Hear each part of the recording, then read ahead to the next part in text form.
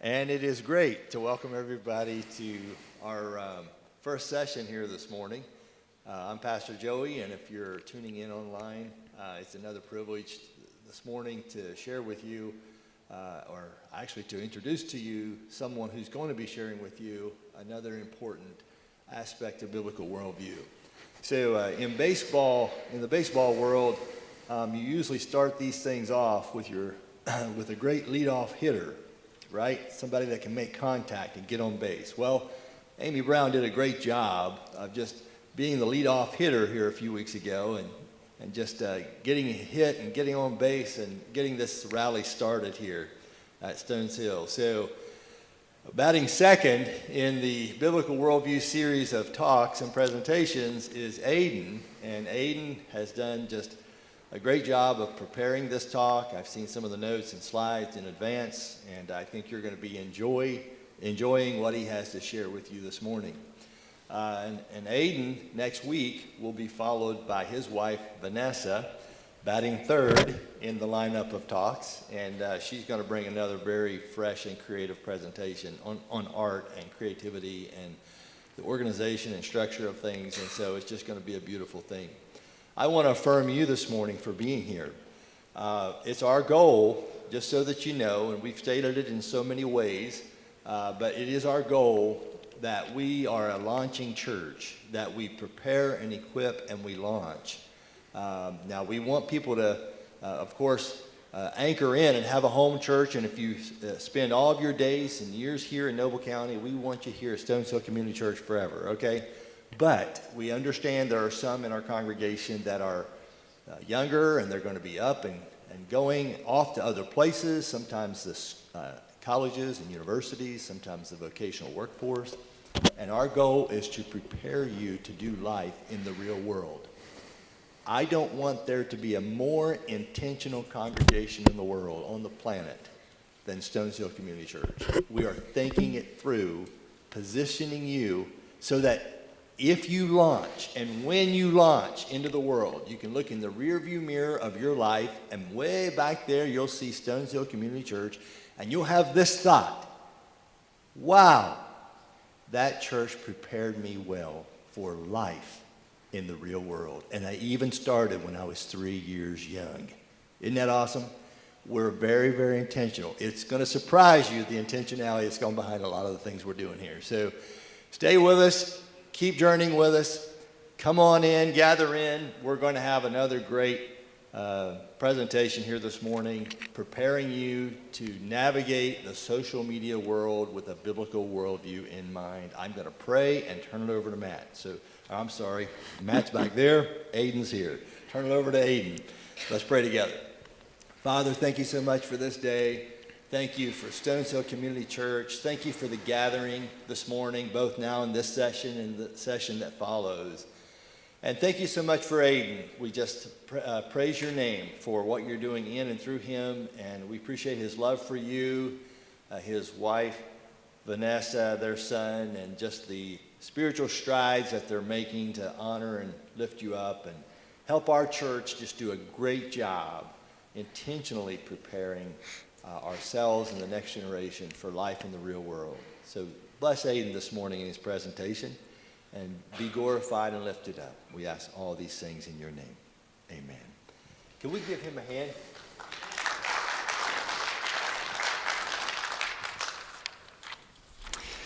Good morning. Can you hear me all right? I have a bit of a soft voice, I'm told, so I apologize. I teach, but I don't usually teach to large rooms. So with that being said, let's get started. So Pastor Joey asked me to speak on how to navigate social media with a biblical worldview, and that can mean a lot of things. And so I tried to follow a little bit along with our premise of our worldview here at Stones Hill. So the premise of that would be the story of the world in 4 words. We have creation. So God created the heavens and the earth. Rebellion, sin enters the world, and man rebels. Redemption, God sends his son, Jesus Christ, who dies on the cross for our sins. And restoration is we are made anew and given life eternal. And there's still what is yet to come. So that's kind of what I was thinking about as we went to this. Now, social media isn't exactly a place for ideology to be in union, so there's a lot of different ideas going on social media, a lot of very conflicting ideas, and there's a lot of different ways you can use social media. You can use it academically, you can use it purely socially, you can use it for good and for bad. And so I just thought I should begin by defining what is social media. So what is considered social media? Almost everything is considered social media, if you think about it long enough. The definition that I found is websites and applications that enable users to create and share content or to participate in social networking, which the biggest thing about this is that it's online and that you can share anything. So we know that if you have the internet, you can share just about anything. There's a couple applications and education tools that we use at school that would probably be considered social media, to be honest, following this definition. Like you can share information, so this could be information you're openly sharing, like on Facebook. You can put in your birthday, you can share all sorts of things that you do, you can share pictures, but some places it's more like just sharing your personal information. Like I know there's a couple running apps out there where all you're doing is sharing how many miles you run a day. That is also considered social media. So there's a lot of different realms here. I put a couple examples you might recognize. Instagram, Facebook, whatnot. But there's a couple dead ones that we don't remember, like MySpace and Vine and iFunny, that if you were there, it's a sad time to think about. But anyways, there's some of them are most popular ones. I think Facebook is by far the most popular one, even though a lot of the youth aren't the biggest fan of it. So if this is what social media is, why is social media important to us? So social media is important because it's almost impossible to not engage with it in our world. You know, we live in the United States. We have almost unlimited access to it at all times, on your fingertips, on your cell phones, on your Chromebooks, on your computers, on other devices. It's everywhere if you want it to be, okay? A lot of the rest of the world actually has a lot of access to it that we don't really realize, but we'll keep going. It says up here, I found some stats that would seem relevant. It says roughly 240 million Americans use social media. So if there's about 350 of us, roughly, that is a huge percentage. So this is including kids, this is including adults, this is including teens, the whole thing. At this point, it is almost unavoidable to be connected with social media. Billions of people, billions, use social media. 2.5 billion on Facebook alone, if you're counting the whole world. And around 2/3 of the world has access to internet.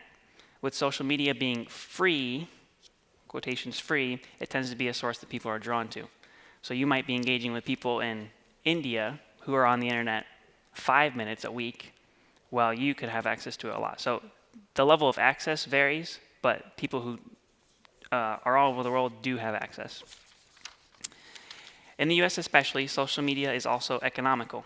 A lot of money is spent each year on marketing with constant advertisements, and I'm sure you guys know subscriptions to remove those advertisements. So social media is a very important part of our world moving forward, and I don't see it getting any less. So who's the big users of social media? What does research say about this? So our largest percentage categories is millennials. Now, if you don't agree with the dates here, I'm sorry. This is just what this study shared for the dates. I know the dates are always a little different. But the biggest category was millennials with about 37%. So the youther people, the younger people, I don't mean to make anybody feel old or anything like that right now. But millennials are the biggest users, followed up by Gen X, and then shortly behind by Gen Z. But that number is growing rapidly as people get a little older and they let those people are allowed to have phones and stuff like that. Baby boomers are by far the least, but that's all right. So when you're looking at who you're engaging with on social media, the chances are almost 4 in 10 of them will be somebody about my age. So that is something to think about when you're discussing things about social media or discussing things on social media, that just because somebody is on the other side of the screen does not mean that they're the most mature or developed individual out there. So there's something to think about.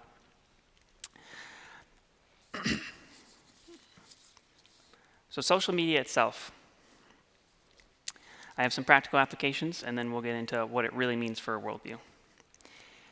social media, in my mind, is inherently misleading because of its name. Okay? Social media. It is, in fact, not actually social. It does not come as a proper substitute for fulfilling our social needs. Social media does not and should not replace fellowship, friendships, and genuine connections between people. If you are spending a lot of time on Facebook or Instagram or any of these others, instead of physically interacting in person and communicating with somebody, you're going to start to feel it long term. You might not feel it now or in 2 years and 3 years and 5 years, but you're going to start to feel lonely. We'll get more into that later. Younger generations who have grown up in an era of social media popularity often struggle to differentiate between a real connection with people and one that is based in social media.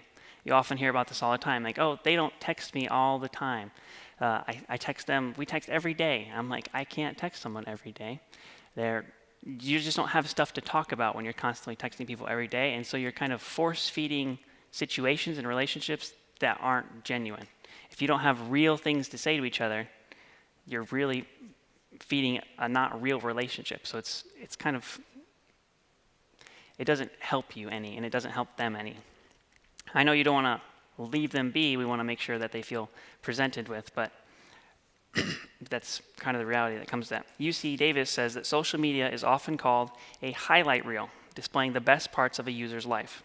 So if you're thinking about posts like stories and stuff like that. However, having access to others' highlights reels can increase our own feelings of dissatisfaction with our own day-to-day. We're just showing the highlights. Very few people actually show genuine hurt or pain on social media because no one wants to brag about how much they're suffering. Okay? This can impact, this is a quote from UC Davis, this can impact self-esteem, trigger anxiety, and make us want to use social media even more. So you already feel bad, let's say you already feel bad and you're assuming that we want to use social media, it makes you want to use it more and it makes you feel worse. So it's a repetitive cycle that pushes you down and down and down and down. And any of you who have tried to stop using social media, it's almost like an addiction. It's very hard to stop using it because it's habits. Like I know when I wake up in the morning, I turn off my alarm, my phone is already in my hand. And so I'm like, what's next? No, put it down. Okay? You have these habits day in and day out because we always have our phones with us and they always are something we interact with. It's so easy to just go, beep, oh, there's my Facebook feed. Oh, it's all this new stuff. And then you're just sucked in instantly. I often refer to be real as the idea of be fake because I think that's funny.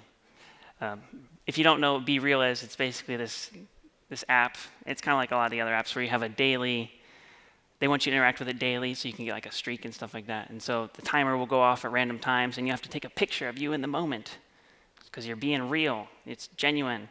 But I always think it's be fake because I always see the girls on my team do it and they always like get in the most absurd positions and stuff. And I'm just like, that's nice try. So the effects on children up here I have listed. Children are particularly vulnerable to the effects of social media. This is not to say that all social media is bad, but it's important to understand that it can have severe consequences. In the US, social media is limited to those of 13 years of age or older. Now, some of us know that there are definitely kids younger than 13 on social media. Yet it is estimated that about 40% of the children between age 8 and 12 are also active users on social media, even though we have guidelines saying that that's not okay. So some of the main concerns that researchers have for these age groups, particularly youth, is there's 3 questions. How long are kids on it? So how many hours a day are they spending on it? Is it consuming a lot of their life? Is it 10 minutes a day, 20 minutes a day, 30 minutes a day? If you get on your phone, you don't have to do it right now, but depending on which phone you have, you can go to a screen time and you can see how many hours a day you average. My phone is so in-depth, not only will it tell me how many hours a day do I average, it'll tell me which hours of the day. And I'll get on there and I'll see in school, it's completely blank. During lunch, it goes up, and then at the end of the day, it goes up, and right before school, it goes up, and so I know exactly where to think about if I'm trying to use it less. So it's very in-depth there, so we need to be making sure how many hours a day so kids are allowed on social media. That's probably one of the biggest things. What type of content are they then consuming? So it's one thing to get on there and maybe play a game. It's another thing to get on there and take pictures of yourself. It's another thing to get on there and read good information about like your Bible or something. Like even the Bible app's probably considered social media, if I would guess. So there's a lot of different ways to think about it, and everybody's a little different. So you start analyzing who you are as well as who your kids are and what their maturity calls for and what they can handle. And then the last, probably the most important question in my mind is, are they giving up healthy habits in order to be on social media longer? So are they giving up time at dinner to go sit on their phone or computer? Are they giving up time with family in the car to talk and communicate, to sit there and scroll quietly? Okay. It can be nice to have it be quiet. I totally understand that. My kid's 1 and he's already talking all the time. Okay, but there is a time to communicate and a time to just let it be quiet. So that's a fine line, and it's up to you to determine that. So some recommendations for parents that these researchers give. It says, decide on what age is appropriate for your kids. Every child is different in their maturity. It is the parent's responsibility, being the 18-year-olds or older, it is your responsibility to discern that age for the child, not the other way around. So you get to determine when they should be allowed to have it and why. You can start by giving your kid a, quote, dumb phone. So it's in contrast to a smartphone. Dumb phones do not have all the same apps. They don't have all the same access to internet. They don't have all the same access to like texting endlessly. You can put locks on it. And kids are pretty smart, so I would make sure it's working right. But dumb phones are a good way to start. Even flip phones, I don't know if you know this, but you can do some pretty crazy things on flip phones. You can get on the internet, you can scroll around, you can edit photos. I didn't even know this. Some of these new flip phones are pretty crazy.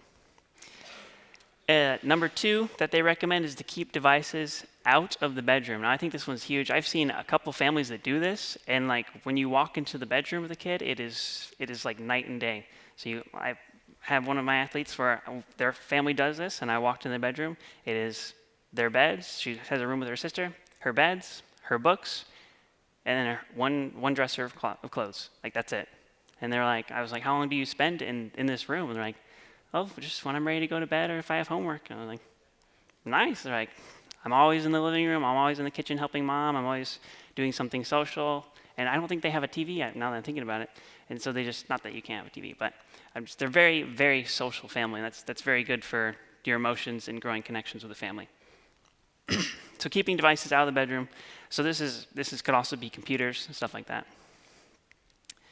And keeping the lines of communication open and letting your teen make mistakes. So one day, let's assume that we're not just waiting until they're 18 to give them a phone or they get their own phone. Like, you want to be the one that participates in that responsibility with them, maybe at 16, 17, whatever age you think is appropriate.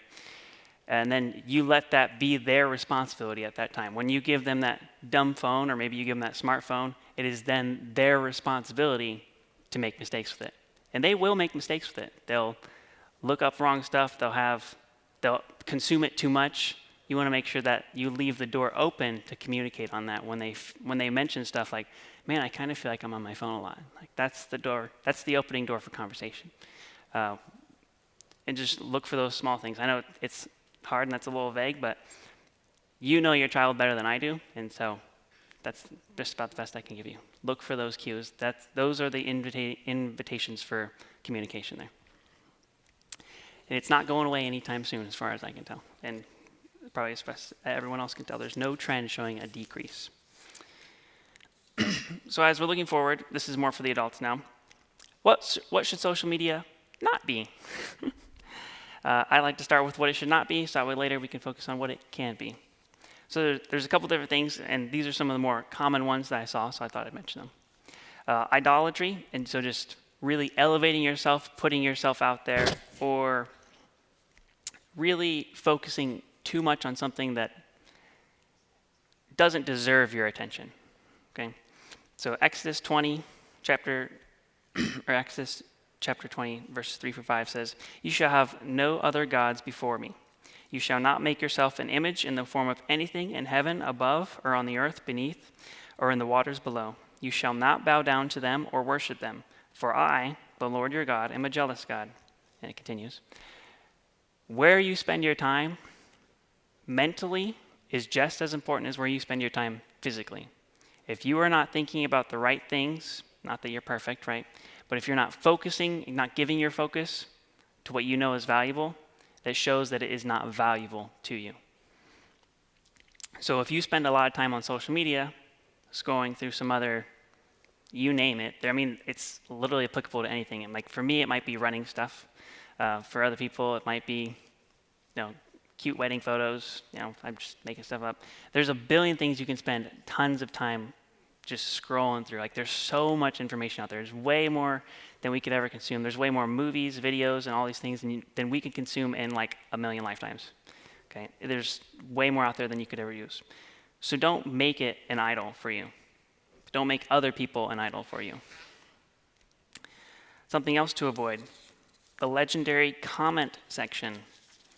Some of us love the comment section. I can't. Well, I can't comment in it. I will gladly look at it and just see the fire that is just roaring in the comment section. I just can't believe some of the stuff people say, and I'm just like, wow. That was an A+ to you. The comment section is not an academic arena, and so many people think it is. They think we are gladiatory style, we are going to fight in this arena. And they're like, well, can you show a source? And then someone will share like some 20% of yada, yada, yada, and like no facts, nothing, just like, where did that come from? So just be wary about how you use the comment section. I think we often forget that it is titled the comment section. So it's just a short comment you have about something. It's not meant to be, if you want to have a whole nother post on XYZ, go for it. But just be wary. I looked at 1 Peter for this. Chapter 3, verses 8 through 9, it says, "Finally, all of you should be of one mind. Sympathize with each other. Love each other as brothers and sisters. Be tenderhearted and keep a humble attitude. Don't repay evil for evil. Don't retaliate with insults when people insult you. Instead, pay them back with a blessing. That is what God has called you to do, and he will grant you with his blessing." This does not mean that you just let blasphemy go all over the internet, but it is a big place. You always have the freedom to block. You always have the freedom to delete, to unfriend, unfollow. It is their choice. If they want to follow you back, almost always. So just because you're following them doesn't mean it has to go both ways. So just think about that next time you think about posting something. You don't have to. You're probably not going to get anywhere. Most of the time when you go on social media, if you lead with criticism, you will never get anywhere. So just be mindful of that. And lastly, one of the biggest things that I think it should not be, and I think this is probably most of us' biggest problem, is that it's an escape mechanism from what is around us. Oxford's 2024 word of the year, which isn't even a word, it's 2 words, is brain rot. Okay? It is the supposed deterioration of a person's mental or intellectual state, viewed as a result of overconsumption of material considered to be trivial or unchallenging, something also characterized that is leading to deterioration over time. So brain rot, you spending a lot of time on something that is not actually engaging. You're overstimulated, you just keep going. It's hard to mentally break out of something like that. So just be wary of what you're using it for. Be very intentional. So in light of what it should not be, I think more what it should be is what are we called to doing, or what are we called as Christians to do on social media? What is our role? As I mentioned before, it's not a place to just let misinformation run freely. You should be looking to build or share truth, not the other way around. Romans 12:2 says, "Do not conform to the pattern of this world, but be transformed by the renewing of your mind," again, in opposition there, intellectually. "Then you will be able to test and approve what God's will is, his good, pleasing, and perfect will." You have to be really honest with yourself if what you're viewing on there is truthful. You have to be discerning about the subjects you see on there. I know I will often personally go through and just unfollow or block, or if I see stuff like weird ads, I'm like, that does not belong anywhere near me. And you just get rid of it. And because social media has gotten so good at these algorithms, we would often assume that we see what would keep us, or what we want to see, right? Because that's what would keep us engaged. There's actually some stuff that's come out that shows that they actually often throw in some stuff that you don't like, because that will keep you engaged as well if you get mad. So they'll show a couple of clips and it'll bait you in real quick and you're like, oh my gosh, no, I'm in the comment section too. So be very mindful of what is truthful, because they will put it in there on purpose. Don't just assume the algorithms are there to help you. Okay, they're just there to keep you engaged. They do not care if it's helpful. Remember, because it goes back to those advertisements that make literally billions of dollars in the US alone last year. Like 150 billion, I think is what it was. The second point is that it is an avenue to amplify a shrinking voice. You can share the gospel. We know that the average American is becoming less Christian, less faithful, less religious, whatever words you want to use. And so this social media is a great way of amplifying our voice. However big it is right here, it can be much louder online. Matthew 5:14 through 16 says, "You are the light of the world. A town built on a hill cannot be hidden. Neither do people light or lamp and put it under a bowl. Instead, they put it on a stand, and it gives light to everyone in the house. In the same way, let your light shine before others, that they may see your good deeds and glorify your Father in heaven." This is not a call to piety, okay? This is a call for you to just act with dignity, okay? To lead by example. They might not come and view your stuff on social media ever. Like, the amount of people I think that go on my social media and look at my stuff is probably very, very few. But if they go on there, my goal is that they are on there not to look for ways to put me down, but rather to see what I've done to glorify God. If you don't lead by example, you can't expect others to follow. Romans 12:21 says, do not be overcome by evil, but overcome it with good. So make sure that you're being a great example for those around you. It is very, very easy for younger people who are more likely to be using social media to stumble over something they don't understand, because they think that social media is an academic place. They think that arguing in the comment section will get them somewhere. They think that posting all these things is really going to change the world around them, when really they're just kind of making people dig a little deeper in their social media defenses. So just be mindful that there is not a lot of empathy that goes in social media. It does not properly substitute at all for genuine connection. I believe that's all I have. So. Oh, incredible. Let's give him a hand. Yeah. Haven't we all been pulled into the comment section? We have, haven't we? Yeah. And my goodness, I think sometimes we say things in a digital format and world that we would never dream of saying to someone face to face. True. And so it's and the brain rot word Yeah. or phrase. And my goodness, that's true too. So we've learned some good things today and heard some really good insights. Great job, Aiden. Great job. So I think it would be good for us to transition to questions. We've got plenty of time here to deal with some questions. So if you have any, just put your hand up.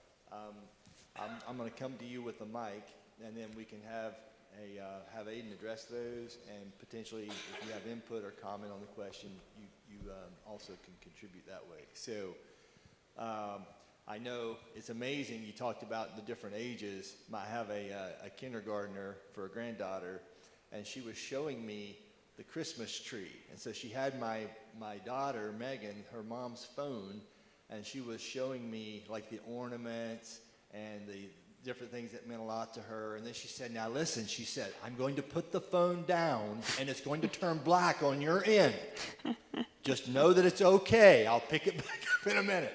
So they know what they're doing, and they know how this stuff works at an early age.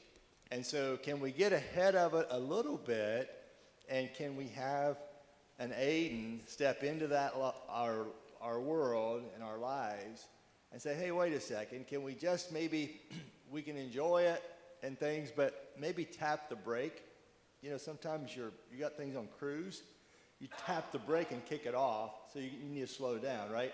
So maybe that's what needs to happen. Just tap the brake and slow ourselves down just a little bit and take a much closer look, actually, at some of the things that are in play. So do our kids see us on the phone all the time? What is our screen time? How does that work? To what degree has brain rot trickled into my life? And with all the time spent on social media, what are other ways maybe I can enhance my thinking and worldview rather than rot my brain on things that I'm probably not going to remember 30 seconds from now. So very, very good takes, great insights. You have a question, put your hand up, or a comment, put your hand up, and we'll just start from there, okay? Anybody?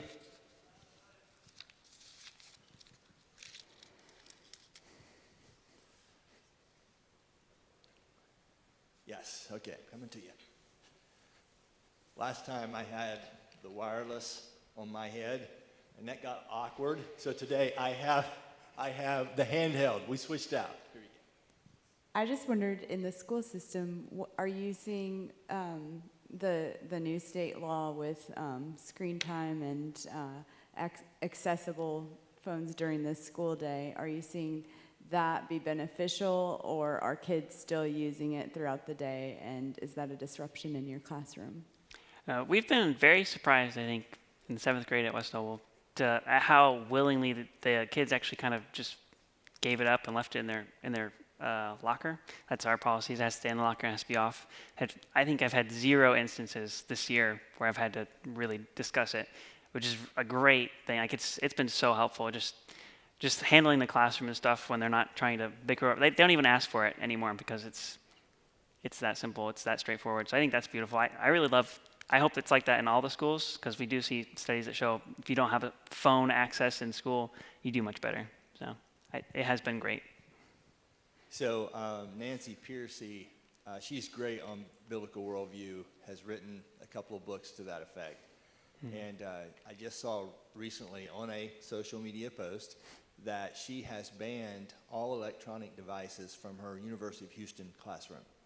And so no one, not even laptops, like she's having students come in, and all the studies, those who evaluate retention, the learning curve, the recall value and things, if you're taking notes with a pen and paper, that is what's most effective in the whole educational process. So I don't know to what degree students or teachers and administrators are at liberty to make those kinds of rules and those kinds of patterns and modifying the system to accommodate that kind of thing. But that's just something unique that's kind of being talked about now. It's almost like, okay, we've done the electronic thing. Has it helped? Has it hurt? And then what modifications do we need to make now in light of what it's taught us?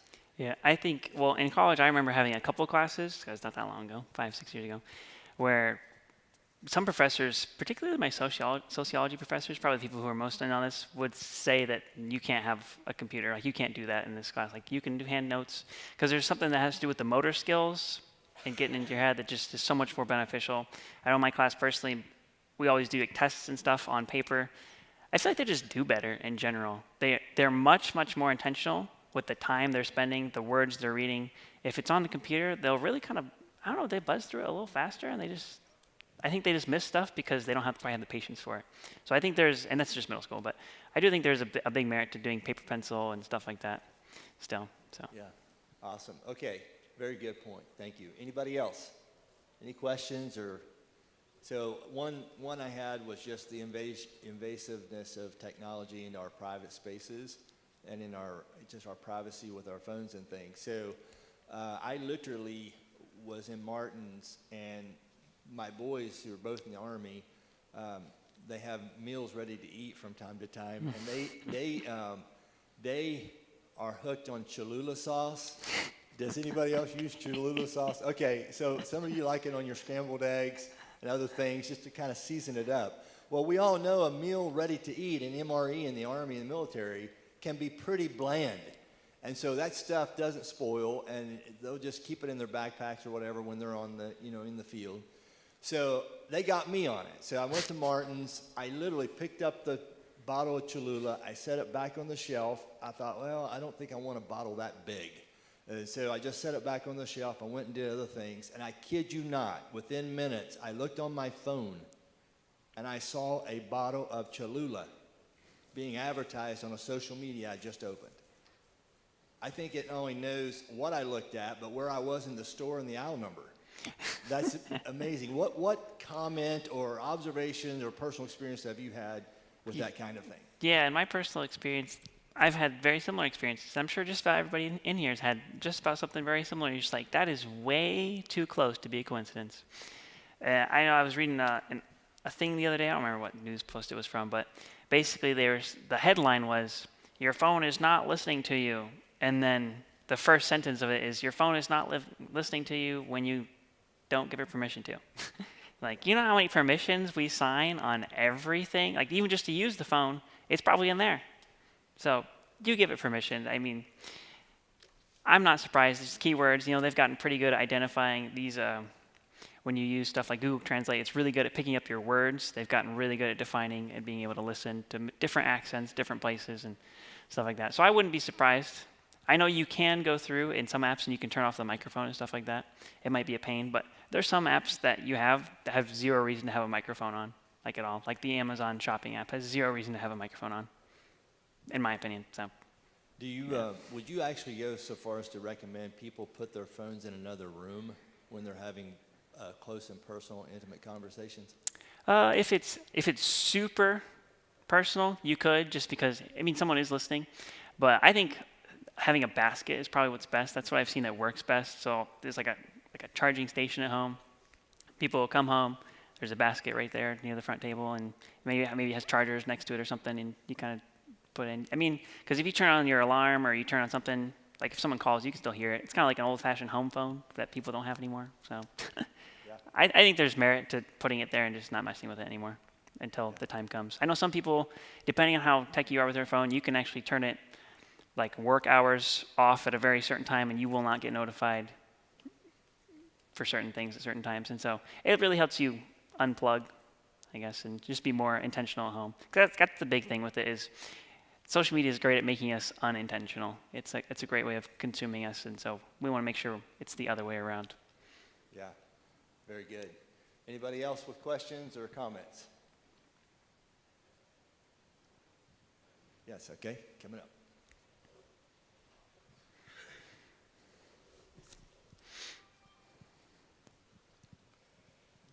So me and my friends sometimes will just joke around about this, but I know there is some truth to it. I want to get your take on it. What do you think about the FBI or CIA or them listening in on conversations through social media and such? Right. So all good jokes have some truth to them, right? I think most of us are probably not important enough for that to happen. There is only so many people at these CIA and FBI and stuff like that. If they want to look into your stuff, they will, regardless of whether or not you give them permission, probably. There's a lot of different rules about information and stuff. Ever since like 9/11 stuff, they changed a lot of rules as far how far into your privacy they can creep in order to find information. So if they have proper reasoning, they can do just about anything they want. So if you're that next level drug lord, you might want to hide your phone a little better. So maybe this is another topic, and you can maybe touch on it, Aiden, as well. So cyberbullying is another, it seems like that's very prevalent among you have the generations up there, but especially young, middle school, high school students, even college. The cyberbullying has really impacted a lot of people. Even some suicides have been linked to Correct. The public social shaming that takes place. So maybe speak to that for a moment. Yeah, I almost swore to my wife I wouldn't talk about it. I have some pretty interesting views, and it's interesting. If you're 18 or older, I hope that you're prepared enough that cyberbullying is something that you can make the decision to step away from. Social media is not important enough to me to stay on there if I'm getting bullied constantly. Like, it's not, as an adult and as a person, I should be able to step away from that. When it comes to people below that age, it's a little different, because those people, like, let's say you're 15, like say you're a 15-year-old girl, if your parents are aware that you have social media, right, as we mentioned earlier, it is their responsibility to give it to you, and then it's your responsibility to uphold it. And so there's a fine line between parenting with it and working with it. And I think at a certain point, hopefully the parent is aware of how the student or the kid is acting on social media and what that looks like to some degree. And if they have to pull the plug, then they have to be the one to pull the plug. I know it's really hard to go on there and take away something, like to take away a phone from a teenager who's had one for a while. But there is a time where that's appropriate. And I think most cyberbullying, in my opinion, would probably be solved or diffused if that was the case. But I know cyberbullying is really interesting. A lot of times kids just do not have the know-how or all together to say no or to block somebody or to just separate themselves. And so they need someone else to step in and kind of be that safety net for them. And so that's where the responsibility gets gray, I think. Yeah, so definitely, if you or someone in your family's ever been bullied that way, it's a huge thing to have to deal with. And also, just think about what Aiden has shared about a biblical worldview and social media. So we have a basic framework for understanding the world, and then all that we see comes through that filter. So we've been created by God. There's been rebellion, so you have a lot of rebellion on the internet, in social media world. Once you put it out there, it's out there. Regardless if you take posts and things down, it's still out there. Somebody's got it. Okay, and then redemption and restoration. So the way that you currently use and engage with social media, are you an uplift? Are you redemptive? Do you point people to the uniqueness of who they are as a person made in the image of God? Does it speak restorative themes? I mean, how many of us know there's people out there that we know it's like automatic, it's negative post every time. It's going to be a negative post every time. There's people like that with that kind of reputation. Well, is that the kind of reputation that we want to have as we engage in social media? There's other people, when you see their posts, like, man, every time there's something good. There's something positive. It's uplifting. It's insightful. Their quotations, who they're quoting is really good. And so we love and appreciate those people because they're bringing a biblical worldview to their post, and they're looking to do good things with it. Now, that doesn't mean, free speech is free speech for a reason. There are things that need to be said. There are major cultural narratives that are just promoted and proposed endlessly via social media, and to get you to believe a certain way or to act a certain way, to get you to maybe lessen your stance on something or to soften your viewpoint on something that you should be really thinking about, okay? And so just know that social media is a powerful weapon, and it's in the hands of a lot of different people with a lot of different motives. So Aiden has done such an incredible job of just helping to illustrate and underscore the power, the positive power and capacity of this tool that God has given us to do a lot of good in the world with it. So you can stay connected with people. It's not true intimacy. It's not that true social, meeting the true social need that you have. It's a tool to amplify the good things that you want to move your life toward. So just be aware of all the different uses of it, and know that there's clickbait out there, and there's things to pull you in, like you said, draw you in that comment section, get you all flared up right before bed. Now you can't sleep because of what they said and how they said it, and you can't believe that anybody in their right mind could ever believe and hold such a position, and how you're going to defend it, and your mind just starts going like that. It's like, oh man. So again, a time and place, but keeping in mind that you represent a biblical worldview, And we want you to offer something fresh in the world. Okay? We want you to be unique. Be unique. The world looks at you as weird, but you're not weird. You're unique, and you're God-glorifying. And so we want to challenge you to be that. When you become royalty in England, you can't post certain things on Instagram if you're royalty, because that's not the protocol. This is not how royalty acts and behaves on Instagram. Okay? Well, this morning, you're royalty. You've been created by God. You have so much to offer. You have so much worth.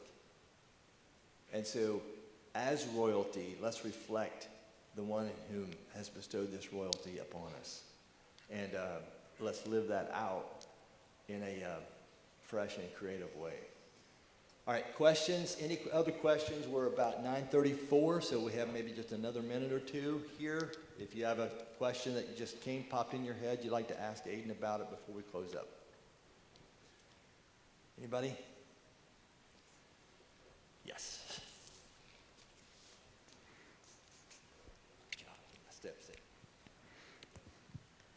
I'm not tech savvy at all, but I have a concern about AI. Mm-hmm. Do you have any guidance in regards to that? Any? Yeah, a little bit. It's pretty strong stuff. The thing about AI is it doesn't, like a lot of computers, it doesn't do anything that it's not programmed to do. Like, it can learn, but only learn from experiences. So it does not create new stuff in the same way. So it's just highly efficient at, well, if you think about computers and machines right now, so we have, let's say we have like a machine at work, and it's programmed, it has a very specific function it does, and then there's software, something inside of it, that programs it how to do it. This is just like highly, highly efficient software, so it's really good at functioning in its realms, and so I think it can be a little dangerous depending on who enables it, but it's definitely grown really rapidly, and it's continued to grow. I know there's a lot of apps out there where you can make and create and do all these things, but they're not really new creations. They're just reiterations of old ideas, and so it really moves them around. But anything that's highly efficient can be very dangerous, depending on whose hands it is in and how it works. I know there's a couple apps out there geared towards like kids who it's basically an AI friend, and you just get to talk to them. And I was like, that's not right for a lot of reasons. But so I'm a software engineer, so I know a lot about AI. Yeah, go I for work it. a lot with AI, and Aiden's right on it. But when it comes to, it is very, very sophisticated in how you can wire up automations and wire up automatic, like comment sections, posts, and you really cannot trust the validity of anything posted in social media that is truly a person behind it. It can be AI. Depending on the media platform, it's a very high percentage of the comments is done by AI bots and chat bots, and that's part of it. And so you're not getting an accurate picture of what reality is in terms of the conversation that's happening.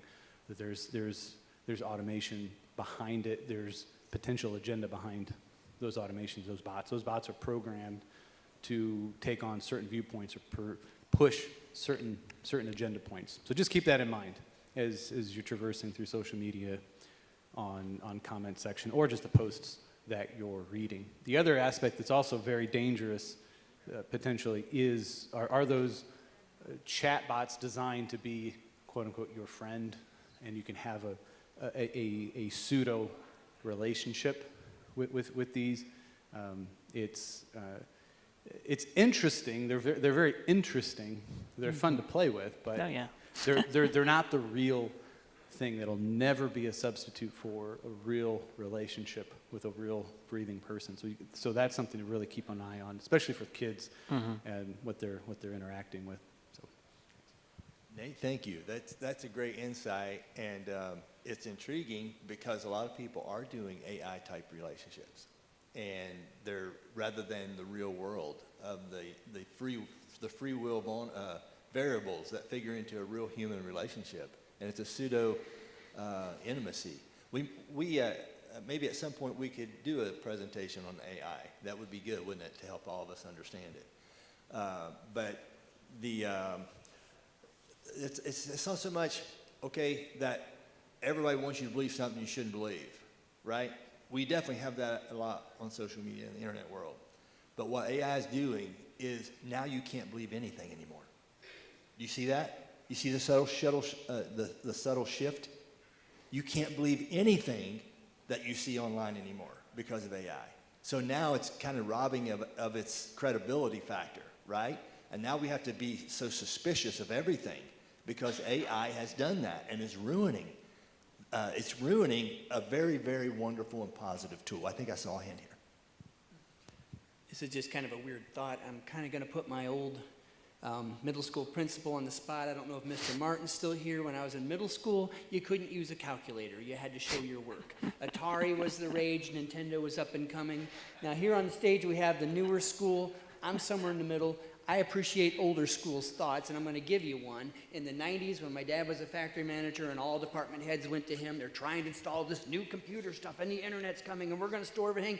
And he put out a challenge after so many things going wrong that I have a clerk with a file cabinet, and I challenge any of you to race her, and I guarantee she will not crash, she will not unplug her. Any kind of power outage, she has a flashlight. She will have that information on my desk quicker than any of you can dig into your lost files and crashes and bugs and viruses. And he said it even funnier than I did. He rattled it off with authority like he would do. Do you have a thought between then, now, the clash, the crash, the whole... Just quickly, things have changed so much. The reason I'm here is I'm out of step with what's going on here. My question is, I can't believe anything that comes on the computer now anymore, like you say, and I don't know what's false news and what's real news, and that's what bothers me. And it also bothers me that the young kids are getting hooked on this stuff so early. So that's my thoughts on this. Let the calculator do the thinking for us. And that's what so much wants to do, is it wants to think for us and lead our prompt, our opinions. This is so good, guys. I've really enjoyed it. We're at 9:40 though, and so we're going to have to wrap it up. But I love the insights. I love the impromptu, spontaneous remarks. And I love when people are speaking into the body of Christ besides me. I'm not the only voice here. There's lots of good voices that have brought a good word to us today. I'm going to pray for us, but Aiden, you have done just a tremendous job. Everything I was hoping would happen, happened, and I just commend you. That's at least a double, maybe a triple. We might even go home run, 2 RBIs here after that presentation. So very well done. I want to give you a final word, a remark, and then I'm going to pray for the group and dismiss everybody for a break before morning worship service. So a final closing remark.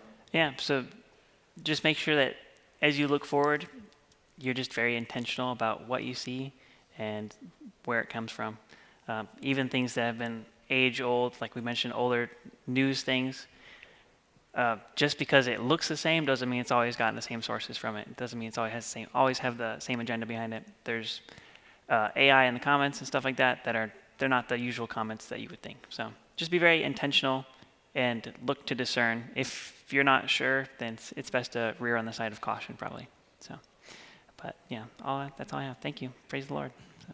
Praise the Lord. Let's pray together. So Father, thank you for this day, and we just thank you for the developing world and all the new things that are available to us that have enhanced our lives in some degree or measure. We also realize that everything can be detrimental, things that are out of balance or things that are not prioritized correctly or things that are addictive and things. We understand there's a caution here to exercise as well. And so our hope and prayer is that we would steward all the resources that you've given to us in a way that lifts you up, that our biblical worldview of who you are and who we are and what you're doing in a fallen world, that we can be a part of that. And every decision we make, every click we click on and every heart we like and every thumbs up we give, that somehow in all of it, we are helping to move creation toward your purposes for our world. And so you guide us in this today as we dismiss from this session. Just prepare our hearts for worship service that follows, and then in the ongoing Monday through Sunday type life, that we'll just remember some of the discussion here. It will be something that rolls into our thought process, our parenting, our personal decisions, to your glory, and we ask all these things in your name. Amen. Amen. You're dismissed. We'll see you in a few moments.